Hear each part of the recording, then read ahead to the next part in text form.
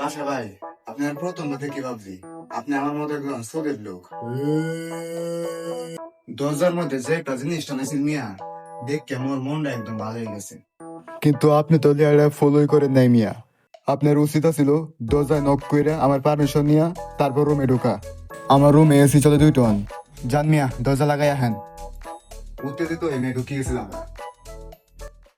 সামনে যে সুন্দর রুম, ওই রুম যদি আমার থাকতো তাইলে ওই দরজা সাইনবোর্ডটা ডাইকা দিয়ে দেখলাম হইলে বিনা অনুমতিতে প্রবেশ করলে টানা 2 থেকে 3 দিন তোর বিছানায় ফালাইয়া কি মারলাম হইলে। আপনি এখন যান, আমি আইতাছি, আপনার সাথে পরে কথা কইতাছি। আরে আমি আইসি একটু বই, আপনার লোক আপনারে আগের বার আসার সময় তো আপনার দেখা পাই নাই। গপ পরে করতাছি, আপাতত আমি একটা কাজে আছি, আপনি বাইরে যান। আপনি একটা জুয়ান বেড়া, বুড়া মানুষের মতো কম্বল মুরাদে শুয়ে রয়েছেন। উঠেন মিয়া। আরে কম্বল টান দেন না মিয়া, নিচে কিছু পড়ি নাই। আমি একটা মেডিটেশন করতেছি। ওয়াল্লাহ নিচে আপনি ঝরে নাই মিয়া, আপনি কাপড় না পরে কে মেডিটেশনটা করতে আছেন? এটা আপনি বুঝবেন না, আপনি এখন যান।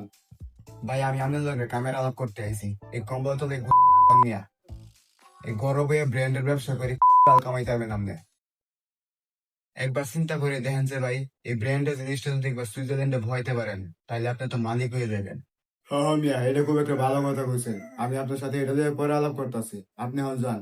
আমি আমার আধার কার্ড শেষ করিয়া আপনারে জানাম মনে।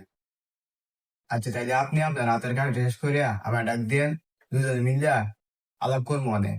মিয়া, আপনি আর আপনার এই ব্র্যান্ডের জায়গার ব্যবসা শুদ্ধা যদি একবার সুইজারল্যান্ডে ঢুকতে পারেন তাহলে আপনি পুরো পাগল হয়ে যাবেন।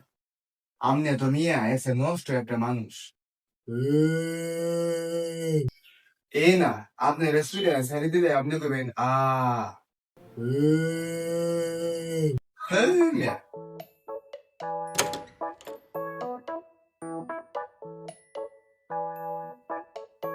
এই মেয়ে দরজা লাগায় যান, এসি চলে 2 টন।